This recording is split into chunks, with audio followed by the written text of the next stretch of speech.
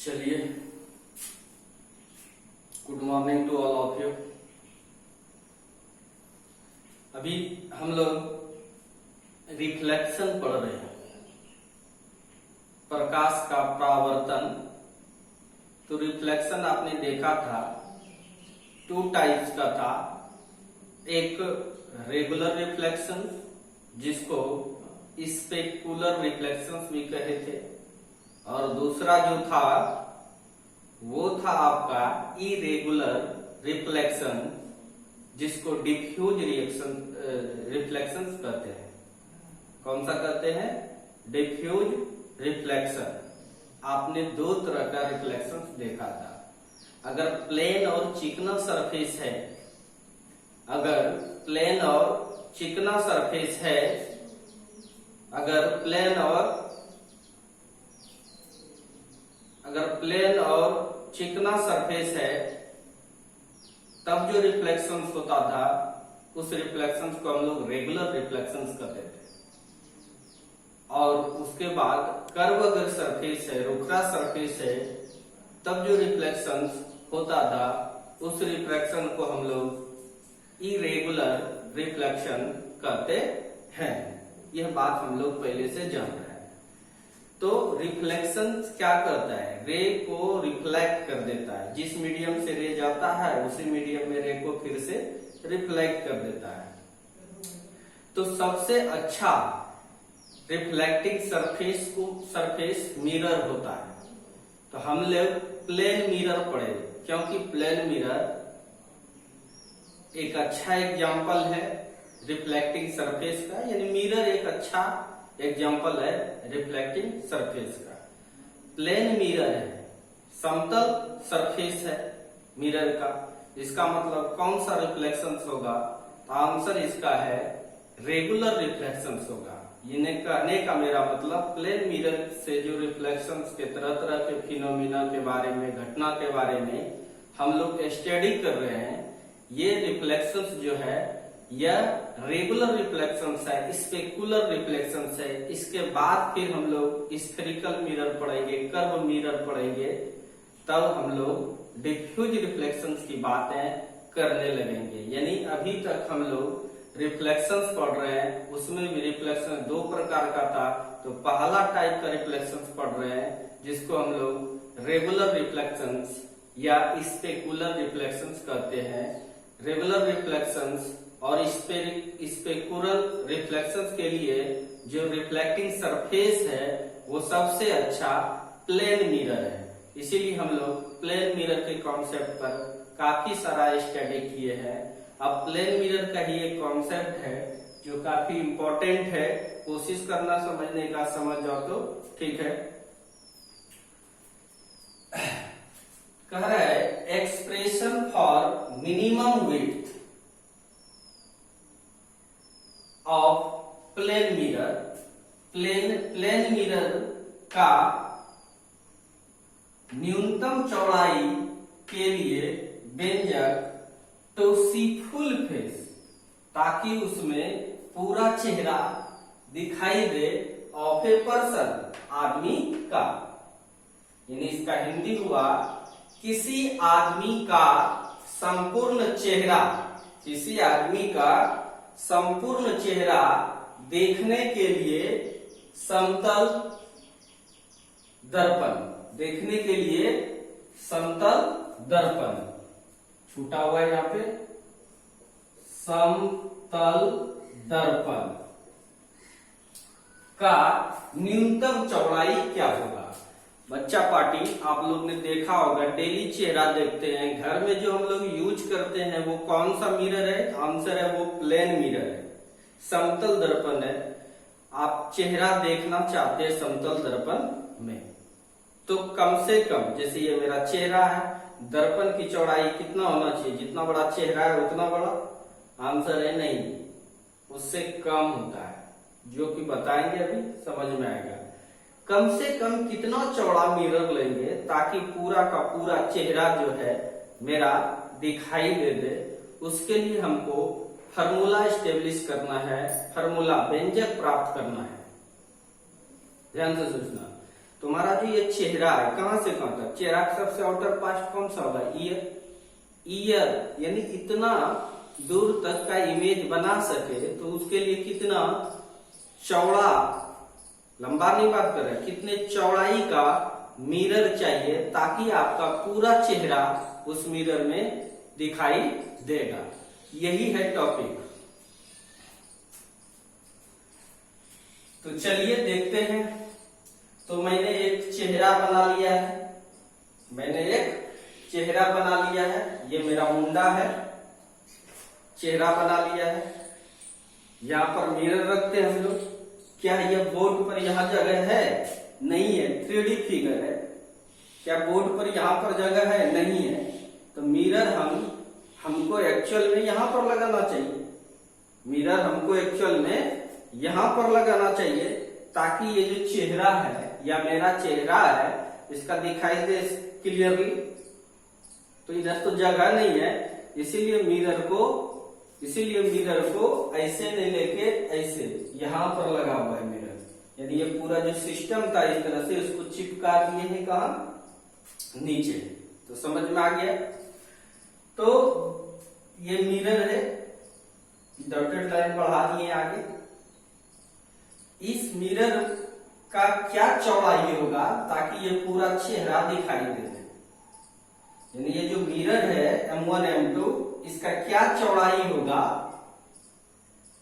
ताकि ये चेहरा क्लियरली तुम्हें दिखाई दे, पूरा होल चेहरा, संपूर्ण चेहरा तुम्हें दिखाई दे। अच्छा बात है। तो ध्यान से देखिए, संपूर्ण चेहरा में सबसे आउटर क्या होगा, कान। सबसे आउटर पार्ट कान से कान। तो कान देखना चाहिए हमको। उसके लिए मैंने एक लाइट भेजा, कान से आया, यहां M2 पर टकराया। अब किधर जाएगा, बताए थे कि इसके लिए नॉर्मल ड्रॉ करेंगे। जितना एंगल बनाएगा उतना एंगल बना के रिफ्लेक्ट होकर कहां चला गया, आंख में। इसका मतलब ये वाला आंख इस कान को देख लिया। इसका मतलब ये वाला आंख इस कान को देख लिया। अब इस कान से जो किरण आ रही है वो फिर से रिफ्लेक्ट हुआ, नॉर्मल बनाए, जितना एंगल बनाया उतना एंगल से ये आंख देख लिया। यानी कहने का मतलब ये वाला आंख इस कान तक ये वाला आंख देख लिया और इस कान को ये वाला आंख देख लिया। इसका मतलब पूरा चेहरा दिखाई दे दिया। फिर से समझना, हमको पूरा चेहरा दिखाई देखना है इस मिरर के हेल्प से। तो यहां से एक रे आया M2 पर टकराया, मिरर पर, रिफ्लेक्टिंग सरफेस है, ये समतल मिरर है। और किधर जाएगा रे, इसके लिए यहाँ पे नॉर्मल ड्रॉ करना पड़ेगा। जितना एंगल नॉर्मल से बनाएगा इंसिडेंट एंगल उतने एंगल बनाकर रिफ्लेक्ट होगा और ये आंख तक पहुंच गया। इसका मतलब ये वाला आंख इस कान को देख लिया और फिर इस कान से जो रे आया वो रिफ्लेक्ट होकर ये वाला आंख देख लिया। यानी कहने का मेरा मतलब पूरा चेहरा देख लिया, इसमें आपको कोई दिक्कत नहीं है। यानी कहने का मेरा मतलब है पूरा चेहरा जो देखता है कैसे, ये कान को ये आंख देखा, इस कान को कौन सा आंख देखा, ये वाला नहीं, इस आंख को ये वाला आंख देखा और इस कान को ये वाला आंख देखा। इसीलिए प्लेन मिरर में तुम देखता होगा चेहरा, बॉयज को, लड़के को तो पता नहीं चलता होगा, लड़की को पता चलता होगा। अगर वो नाक में पहनती है इधर तो दिखाई देता है किधर, इधर। अगर कान तुम पकड़ोगे ये वाला तो तुम्हें ये वाला दिखाई देगा। ऐसा ही बनता है। इस तरह से पूरा बना लिए और मान लिए कि कान से कान के बीच का दूरी जो है वो कैपिटल D है। दोनों कान के बीच का दूरी जो है ये चीज को डॉटेड लाइन एक ड्रॉ कर लिए जो कान को टच करते हुए यहां तक आए मिरर के एक्सिस पर। इधर से भी ये E1 मतलब ईयर, पहला कान और ये दूसरा कान। तो दोनों कान के बीच की चौड़ाई को मैंने मान लिया क्या है, कैपिटल बी, और दोनों आंख के बीच का जो चौड़ाई है, दोनों आंख के बीच का जो चौड़ाई है, इसको मान लिया हमने स्मॉल डी। अब चलते हैं, अब एक आंख से एक ये लाइन ड्रॉ किए इस तरह से, इस पर आया, सबका नाम रखे, ये ए है और ये क्या है, बी। अपने मन से मान सकते हो जो मानना है। और फिर इस पॉइंट को ए डैश पे, और ये आंख जो इंटरसेक्ट कर रहा है पॉइंट आंख से आकर, इसको बी डैश करें, और ये M1 मान लिए मिरर का, इस साइड वाला पॉइंट जो है मिरर का वो M1, और इस साइड वाला जो पॉइंट है इसको क्या मान लिया हम लोग, M2। इस तरह से तुम्हारा फिगर कंप्लीट हो गया। फिगर से आपका विजन क्लियर हो गया कि आपका फेस पूरा दिख रहा है, और हमें पूरा फेस देखने के लिए ही मिरर की क्या चौड़ाई होगी इस पर डिस्कस करना है। मीन्स डैट उसका फॉर्मूला निकालना है हमको, व्यंजक प्राप्त करना है, एक्सप्रेशन हमको निकालना है। तो इस तरह से हम लोग समझ गए। मान लिए लेट, माना डिस्टेंस बिटवीन बोथ ईयर्स, माना डिस्टेंस बिटवीन बोथ ईयर्स, दोनों कान की, बोथ ईयर्स में आईज,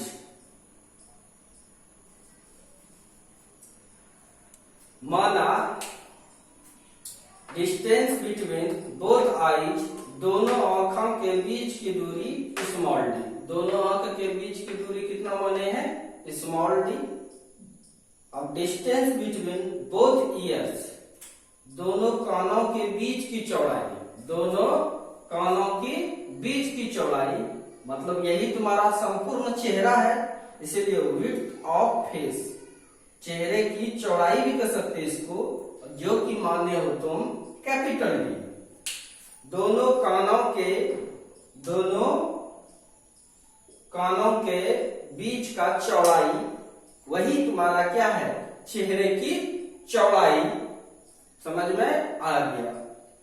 अब हम लोग को निकालना क्या है, कितना चौड़ाई मिरर चाहिए ताकि आपको चेहरा साफ साफ दिखाई देगा।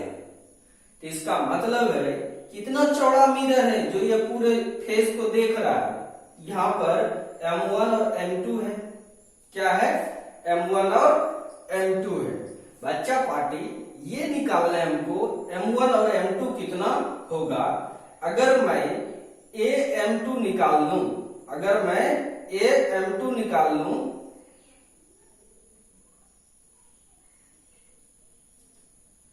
अगर मैं AM2 निकाल लूं, उसमें AM1 को घटा दूं। देखो ये पूरा है, यहां से यहां तक ये AM2 हुआ, ये निकाल लें किसी तरह से, और उसमें अगर इतना बड़ा हो गया, उसमें अगर इतना घटा दूं, ये पूरा है, ये पूरा है, ये पूरा यहां से लेके यहां तक, उसमें अगर यहां से यहां तक घटा दे तो यही बचेगा, यही बचेगा। पूरा है AM2, उसमें अगर माइनस कर देंगे AM1 तो ये बचेगा पार्ट। फिर से देखो, पूरा यहां से है AM2, क्या है, AM2, क्या है, AM2 में अगर AM1 को माइनस कर दूंगा तो मिरर की चौड़ाई निकल जाएगा, जो कि मेरा टारगेट है मिरर का चौड़ाई निकालना। उसके लिए हम पहले AM1 निकाल रहे हैं, AM1 निकाल रहे हैं, फिर निकाल लेंगे AM2, फिर चौड़ाई निकालना इसका M1 M2, जो कि चेहरे की चौड़ाई होगा, सर मिरर की चौड़ाई होगा। ये मिरर पूरा फेस देख रहा है,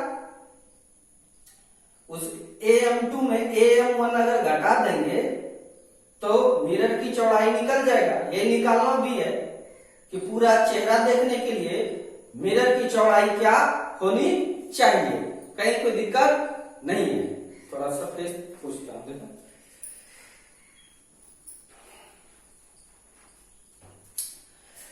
अच्छी बात है। तो नाउ अब हम निकालने का प्रयास कर रहे हैं ए एम वन। ये इतना निकाल लेता हूं, फिर ये निकाल लेंगे, फिर उसमें इसको घटा देंगे तो मेरा काम हो जाएगा। तो ए एम वन निकालने के लिए हमने क्या किया, चलो इधर एक्सप्रेशन को समझो।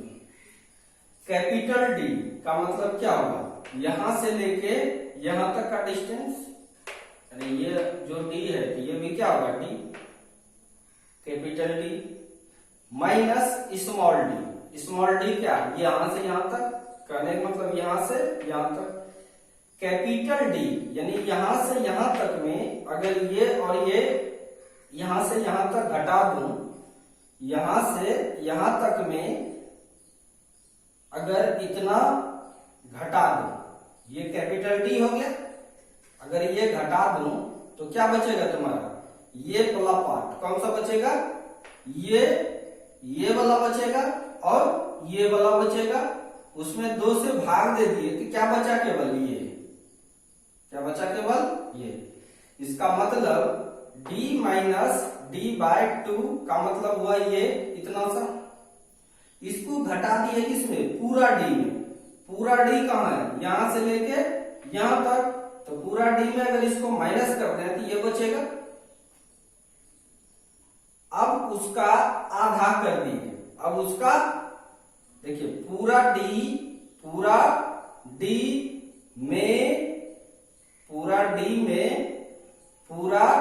में छोटकी d घटाए तो ये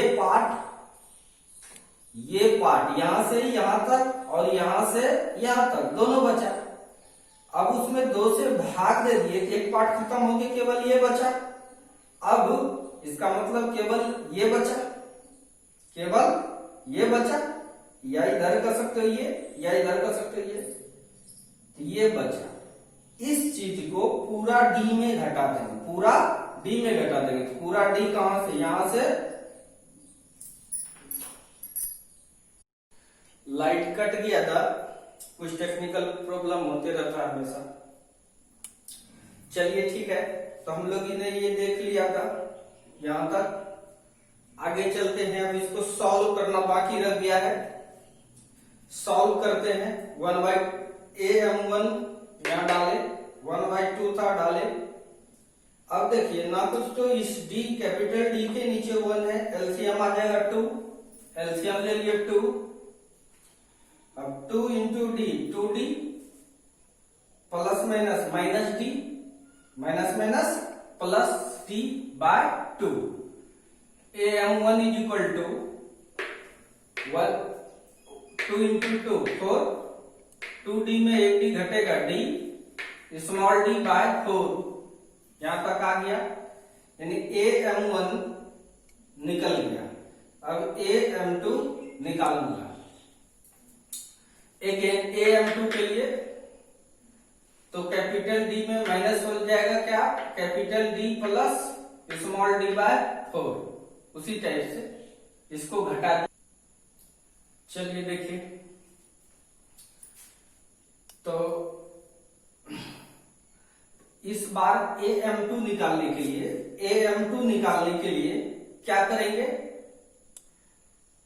am2 निकालने के लिए पूरा D में अगर माइनस कर दें am1, पूरा D में अगर माइनस कर दें, पूरा D है उसमें अगर माइनस कर दें am1 को, किसको, am1 को, तो ये पार्ट आ जाएगा। पूरा D में अगर माइनस कर दें इसको तो ये पार्ट आ जाएगा।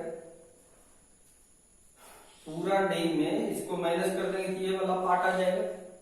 तो am2 इक्वल टू एलसीएम आ गया 4d plus minus minus d plus minus d by 4। am2 equal to 4d में d गया 3d minus small d by 4।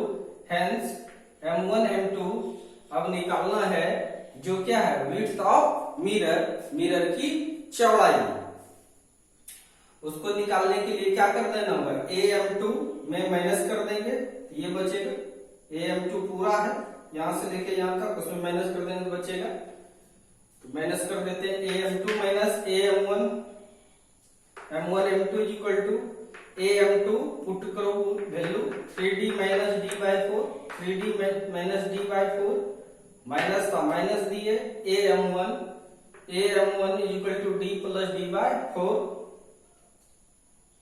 चलिए 4 एलसीएम आ गया, 3D minus D plus minus D plus minus minus D, इसलिए AM1 M2 equal to 3D में D घटा 2D, D minus D minus 2D by 4, ऊपर जा रहे हैं, M1 M2 इक्वल टू, दोनों में 2 कॉमन आ जाएगा, कॉमन ले लिए तो capital D minus small d by 2, अब आ गया M1 M2 equal to D minus D by 2, परिचय दे दिए, जहां M1 M2 दर्पण की चौड़ाई है, कितना चौड़ा चाहिए जो तुम्हारा फेस दिखाएगा, और D क्या है, दोनों कानों तक चौड़ाई, जिसको चेहरा की चौड़ाई कहेंगे, D ले लेंगे पूरा चेहरा आ जाएगा, और छोटी d क्या है, दोनों आंख के बीच की चौड़ाई। फॉर एग्जाम्पल सपोज दैट हमको अपना फेस देखने के लिए, हमको अपना फेस देखने के लिए कम से कम कितना चौड़ाई का इमेज चाहिए, ये मिरर चाहिए, हम कान का दूरी नाप लेंगे, माप लेंगे, सपोज दैट 10 सेंटीमीटर है मेरे कान, दोनों कान के बीच की दूरी, और आई का दूरी, दोनों आंख के बीच की दूरी जो है वो 4 सेंटीमीटर है, तो D हो गया 10 सेंटीमीटर में 4 सेंटीमीटर घट जाए तो क्या बचेगा 6, उसमें 2 से भाग दे देंगे, मतलब 3 सेंटीमीटर, यानी मेरा कितना था पूरा चेहरा 10 सेंटीमीटर का था, लेकिन चाहिए कितना 3 सेंटीमीटर। उसी टाइप से किसी भी आदमी का अगर पूरा फेस देखना है तो उसका दोनों कान माप लेंगे, बाहर से आसानी से मापा जा सकता है, उसके बाद दोनों आंख के बीच का डिस्टेंस क्या है ये भी मेजर किया जा सकता है, दोनों कान में घटा देंगे आंख वाला, उसके बाद 2 से डिवाइड कर देंगे, उतने चौड़ाई का मिरर अगर रहेगा तो पूरा फेस आदमी देख सकता है, कहीं कोई दिक्कत नहीं है, तो उतारिए आप लोग।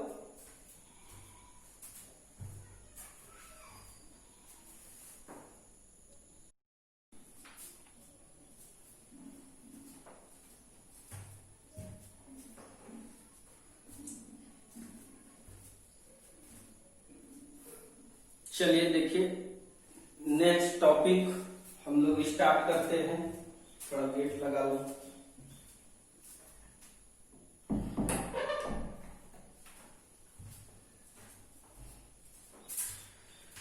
चलिए हम लोगों ने अभी तुरंत सीखा था कि अपना पूरा फेस देखने के लिए कितने मोटाई का मिरर चाहिए, वो निकला, दोनों कान के बीच की दूरी में माइनस कर देना है, दोनों आंख के बीच की दूरी को, जिसको कैपिटल डी, इसको स्मॉल डी बाय 2 करके निकाल सकते हैं। अब क्वेश्चन ये भी आता है कि अपना जो पूरा हाइट है, जैसे मेरा हाइट है 8 फीट या 6 फीट, तो हम पूरा चेहरा देखना चाहते हैं तो कम से कम कितना ऊंचाई का मिरर चाहिए। फाइनली आंसर निकलेगा 4 फीट का, जितना हाइट रहता है उसका आधा ऊंचाई का मिरर चाहिए तो पूरा फेस आ जाता है। इस चीज के बारे में भी डिस्कस करना है, पढ़ना है, उसके लिए फॉर्मूला निकालना है। तो चलिए देखते हैं। टॉपिक का नाम है expression for minimum height of a plane mirror. समतल दर्पण की न्यूनतम ऊंचाई के लिए व्यंजक। To see full image of person, आदमी का पूरा प्रतिबिंब देखने के लिए। किसी आदमी के संपूर्ण प्रतिबिंब को, किसी आदमी के संपूर्ण प्रतिबिंब को प्राप्त करने के लिए समतल दर्पण की न्यूनतम ऊंचाई। अच्छी बात है। मान लीजिए एक आदमी है, ये आदमी है, इसका हेड है, एच से दिखाए, और ये लेग है, पैर, एल से दिखाए। ये आदमी है और ये मिरर है, MN एक मिरर है जिसकी ऊंचाई HM माने, H मतलब हाइट, M मतलब मिरर, मिरर की हाइट, और पर्सन का हाइट, H मतलब ऊंचाई, P मतलब पर्सन, आदमी का ऊंचाई HP मान लिया है। अच्छी बात है। कोई भी आदमी है, उसका पूरा इमेज देखना है, तो ध्यान से देखिए। आंख है, ऊपर कपाल है, हेड है, हेड के नीचे आंख है, आंख आई को ई से दिखाए, यहां पर आंख है, तो पूरा इमेज देखना है। तो हेड, जैसे ये मिरर है, ये मिरर है, हमको पूरा चेहरा देखना है। इसका मतलब है क्या, हेड से जो लाइट यहां पर आए वो रिफ्लेक्ट होकर मेरे आंख में पहुंचना चाहिए। हेड से जो लाइट आया, मिरर पर पड़ा, वो रिफ्लेक्ट होकर मेरे आंख में पहुंचना चाहिए, तभी तो हेड दिखेगा, अदरवाइज हेड दिखेगा नहीं। हेड से जो लाइट आएगा, मिरर पर पड़ा, रिफ्लेक्ट होकर के मेरे आंख पर आना चाहिए।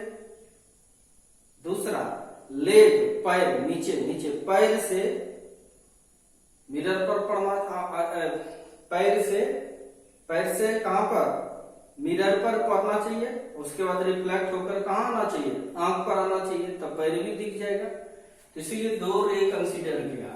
पहला रे हेड से आया, मिरर पर पड़ा, नॉर्मल ड्रॉ किए, जितना एंगल बनाया उतना एंगल बनाकर रिफ्लेक्ट होकर आंख में चला गया। इसका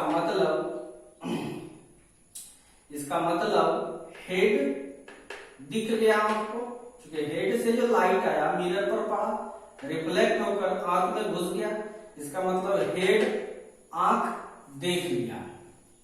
अब दूसरा, जो पैर से लाइट आएगा वो भी आंख पर पहुंचना चाहिए।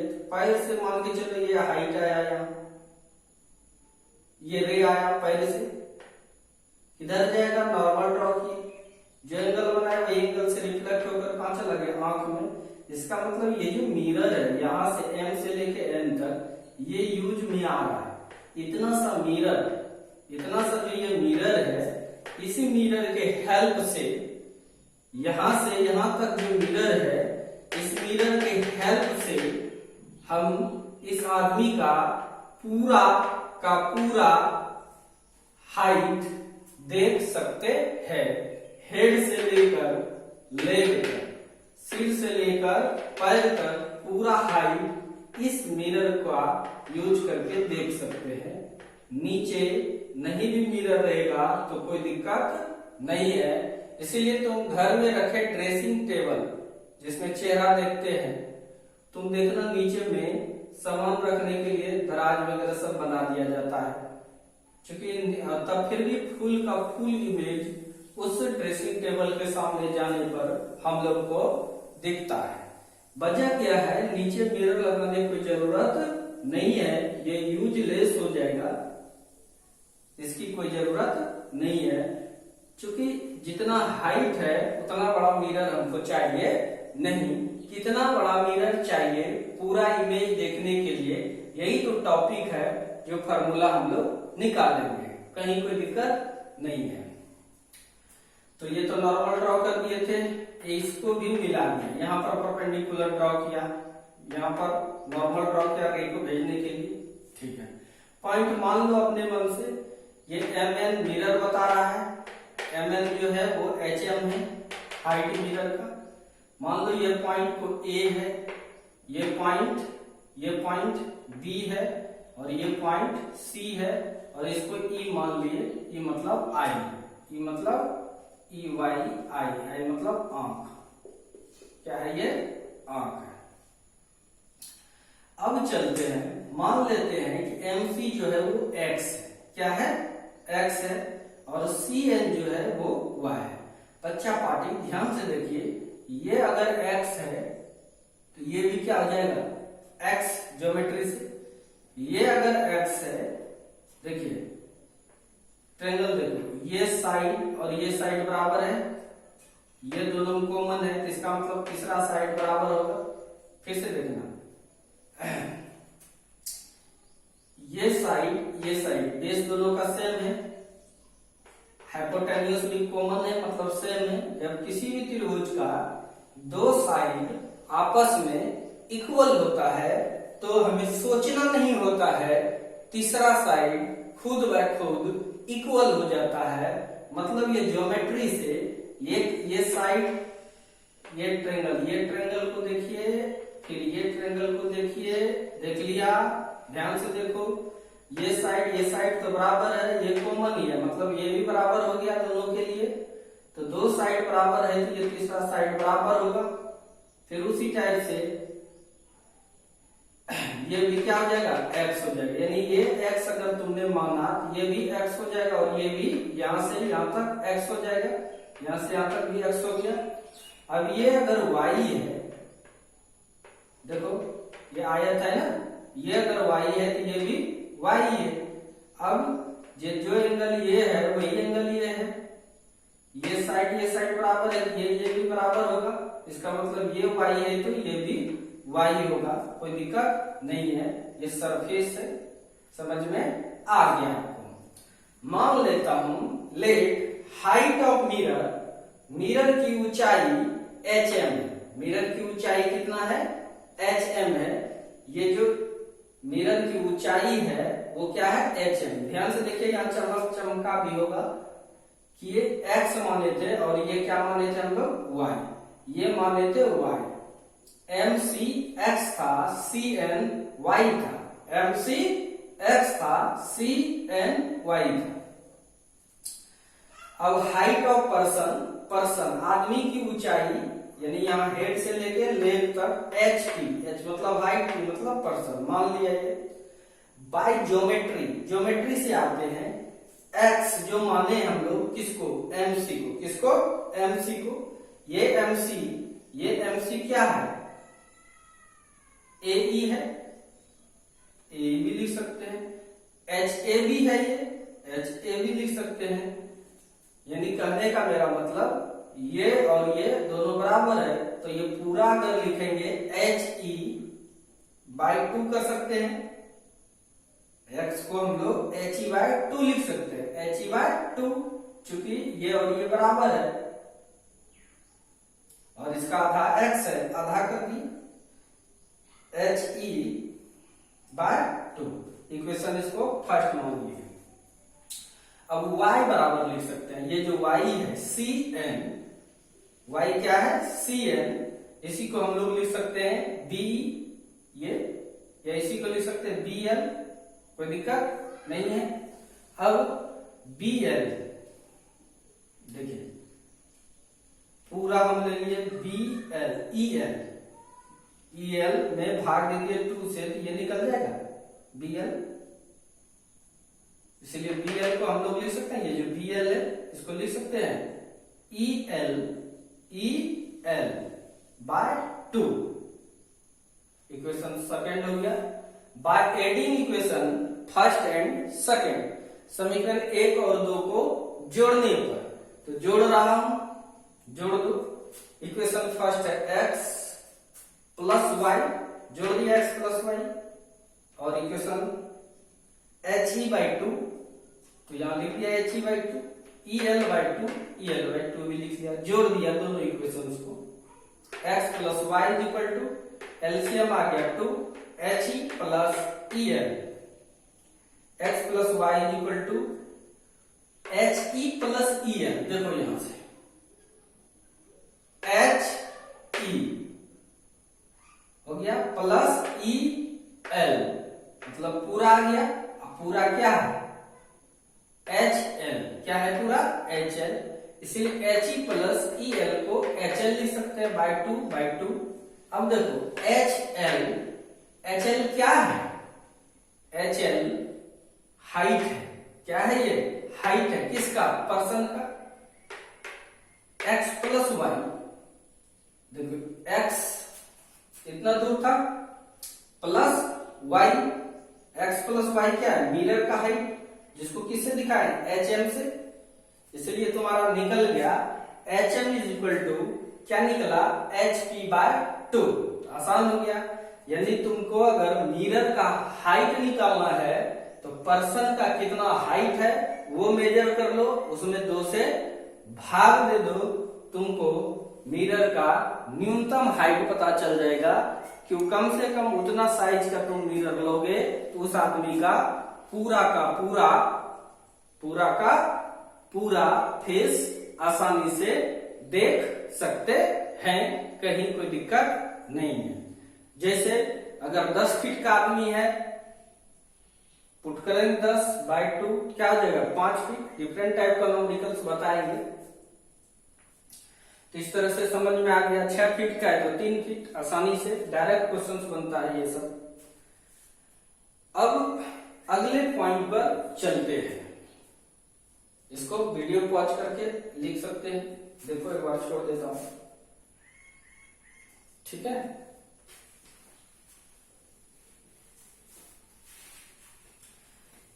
अब टॉपिक ये आता है, ध्यान से देखना। तुम लोग सैलून जाते हो बाल कटाने के लिए, शेविंग करवाने के लिए, तो सैलून वाला मिरर आगे भी लगा देता है तुम्हारा, पीछे भी लगा देता है।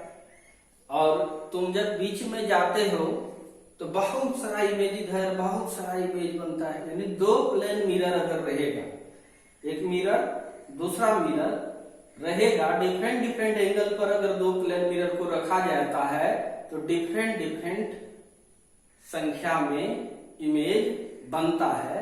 तो उस चीज के बारे में हम लोग देखेंगे, कितने एंगल पर 2 प्लेन मिरर को रखेंगे और कितना इमेज प्राप्त होता है, इसके बारे में हम लोग विचार करेंगे। अब तो टॉपिक नया आया, नंबर ऑफ इमेज। टॉपिक क्या आया? देखिए, number of image of an object place between 2 plane mirror. Hindi वालों लिखो, 2 समतल दर्पण के बीच रखे हुए वस्तु के प्रतिबिंब का संख्या।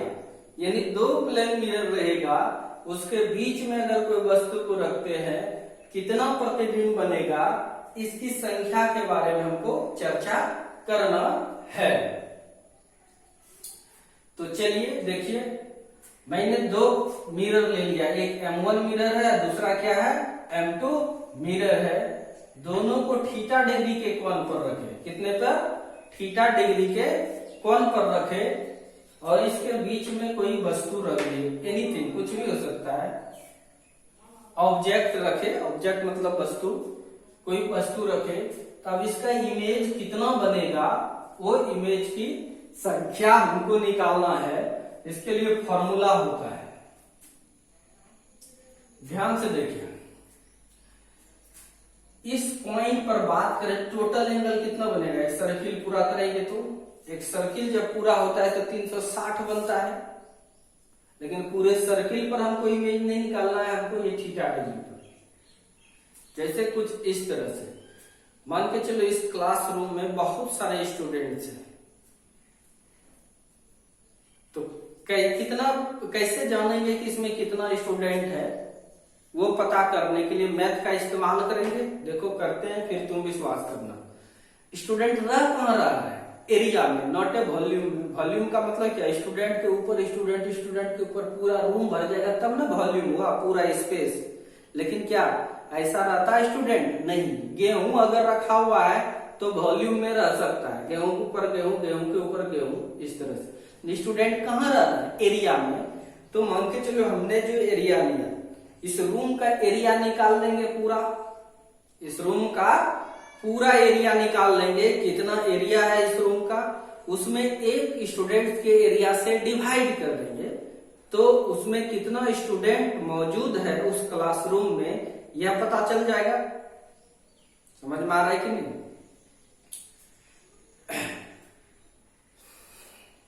जैसे ये रूम है, इसका एरिया कुछ है, पूरे एरिया में अगर एक स्टूडेंट के एरिया जो कवर कर रहा है स्टूडेंट, उससे डिवाइड कर दूंगा तो कितना स्टूडेंट्स है वो निकल जाएगा। उसी टाइप से पूरा 360 डिग्री है नेट एंगल एट ए पॉइंट, इस एंगल पर जो, इस पॉइंट पर जो नेट एंगल है 360 डिग्री, उसमें अगर इससे डिवाइड कर देंगे तो कितना इमेज बनेगा इसका आइडिया लग जाएगा। इसीलिए इसका फॉर्मूला होता है नंबर ऑफ इमेज, प्रतिबिंब की संख्या बराबर नेट एंगल एट ए पॉइंट, इस पॉइंट पर नेट एंगल कितना है बिंदु पर, नेट कोण, bye angle between both mirror, दोनों दर्पण के बीच का कोण। नंबर ऑफ इमेज को हम लोग n कर रहे हैं, छोटी n, और नेट एंगल कितना बन रहा है, तो आंसर है 360 डिग्री बाय थीटा। अब इतना इमेज बनेगा, यानी दो प्लेन मिरर को थीटा डिग्री एंगल पर रखोगे तो कितना इमेज बनेगा, उसके लिए फॉर्मूला आ गया 360 डिग्री में डिवाइड कर देना कितना एंगल पर मिरर को रखिए। सपोज दैट ये दोनों मिरर 30 डिग्री एंगल पर रखा है, कितने डिग्री पर रखा है, 30 डिग्री एंगल पर रखा है, 30 डिग्री एंगल पर रखा है, थीटा का मान दे दिया 30 डिग्री, तो नंबर ऑफ इमेज कहेगा निकालने के लिए तुरंत निकाल लेंगे 360 by theta, 360 by theta, theta का मान कितना है 30 डिग्री। सपोज दैट ये एंगल कितना है 30 डिग्री, कट जाएगा तो कितना आ जाएगा 12। अब 12 इमेज बन गया, कितना इमेज बन गया 12 इमेज बन गया। ये कैसा संख्या है, सम संख्या है, कैसा है ये सम संख्या है। सम संख्या जब आ जाएगा तो एक घटा देना, सम संख्या जब आएगा तो क्या करते हैं हम लोग एक घटा देते हैं, क्योंकि एक ज्यादा इमेज काउंटिंग हो जाता है, इसीलिए एक घटाते हैं हम लोग, याद रखना। इसीलिए कंडीशन इसका होता है। तो केस फर्स्ट लिख रहे हैं if 360 by theta, 360 by theta बराबर इवन नंबर, मतलब सम संख्या आ गया, तब फॉर्मूला कौन सा लगेगा, n बराबर 360 minus theta, 360 by theta minus 1, तो 1 घटा देंगे, यानी ये जो फॉर्मूला लगा 1 घट जाएगा, यानी 12 के बदले क्या आ जाएगा 11 इमेज बनेगा। क्योंकि ऐसा होता है प्रैक्टिकली में एक इमेज ज्यादा काउंट हो जाता है, इसलिए घटा देते हैं। अब केस सेकंड, अगर ये सम संख्या आया तो एक घटा दिए, अगर विषम संख्या आया, अगर विषम संख्या आया, ऑड नंबर आया तो एक घटाना नहीं है। लेकिन इसमें दो कंडीशन है। एक कंडीशन अगर केवल सिमेट्रिकल और अनसिमेट्रिकल की बातें नहीं होगा तब घटाना नहीं है। अगर क्वेश्चन में सिमेट्रिकल और अनसिमेट्रिकल की बातें कर रहा है, सिमेट्रिकल मतलब एक जैसा, जैसे एक ट्रायंगल लिए इसको बीच से काट दो, जैसा ये है वैसा ही है, इसका मतलब ये पार्ट 1 पार्ट 2 का सिमेट्रिकल है। अगर सिमेट्रिकल इमेज की बात कर रहा है तब फिर से यही फॉर्मूला लगेगा n = 360 बाय थीटा माइनस 1, यही फॉर्मूला लगेगा। सिमेट्रिकल का हिंदी सममित होता है, सममित प्रतिबिंब के लिए, सममित मतलब ये इसका सिमेट्रिकल है, फॉर्मूला आएगा सब यही वाला जो इवन नंबर के लिए था, n = 360 बाय थीटा माइनस 1। लेकिन दूसरा कंडीशन,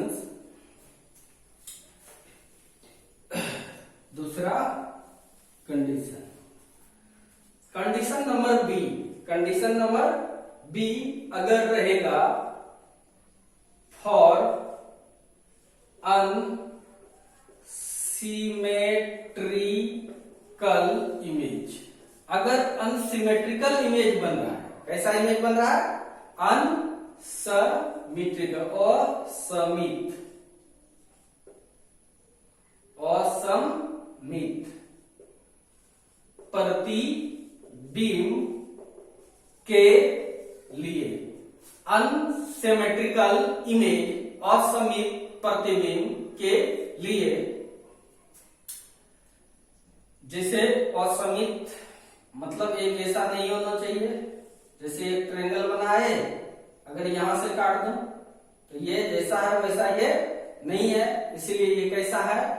अनसिमेट्रिकल है। कैसा है ये? अनसिमेट्रिकल। अगर क्वेश्चन में अनसिमेट्रिकल कहेगा तब क्या करना है? तो n बराबर सीधा होगा 360/θ, इस फॉर्मूले से बनेगा। तो डिफरेंट ट्रायनोमेट्रिकल्स भी इस पर सॉल्व होगा। आपको चेक कर लेना है कि ऑड आया कि इवन आया, ऑड आया या इवन आया। अगर ऑड इवन आया तो एक उसमें घटा देना है। 12 जैसे आया था तो उसमें 11 कर दिए। अगर ऑड आया, ऑड में और आगे पढ़ना है क्वेश्चन में, कहीं सिमेट्रिकल और अनसिमेट्रिकल की तो बातें नहीं कर रहा है क्वेश्चन। अगर नहीं कर रहा है तो उसमें एक घटाना नहीं है। अगर कर रहा है, अगर सिमेट्रिकल लिख दिया है क्वेश्चन, तब समझो उसमें एक घटाना है। सम संख्या, विषम संख्या आने पर भी एक घटाना पड़ेगा। अगर सिमेट्रिकल की बात करेगा तब, अगर अनसिमेट्रिकल की बात करेगा तो उसमें एक घटाना नहीं है, 360/θ। तो ठीक है, इस तरह से तुम बना सकते हो। कुछ क्वेश्चंस हम देते हैं, बता देते हैं।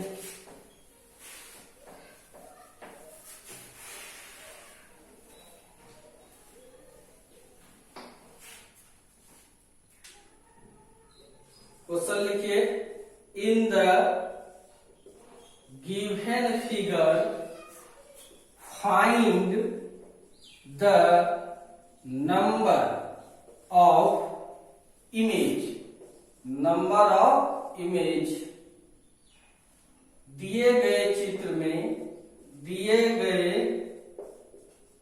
में प्रतिबिंब की संख्या ज्ञात करें। हम तुमको फिगर दे रहे हैं, तुम नंबर ऑफ इमेज बना के दिखाना। ध्यान से देखिए, एक मिरर ये है, सपोज दैट, दूसरा मिरर ये है, और दोनों 30 डिग्री पर है। कितने डिग्री पर है? 30 डिग्री एंगल पर है। और कोई वस्तु रखा हुआ है यहाँ पे, ऑब्जेक्ट। कितना इमेज बनेगा?